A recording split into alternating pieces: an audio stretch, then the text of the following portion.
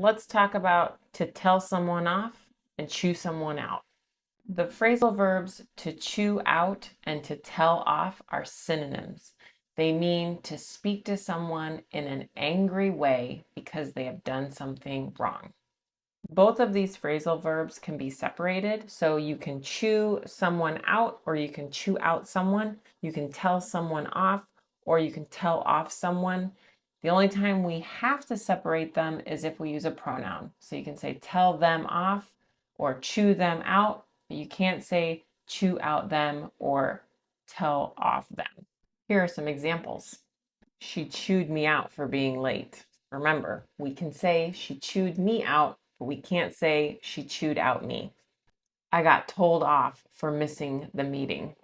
I told off my brother for breaking my phone. I can also say I told my brother off. All right, that's it. I'll see you next time.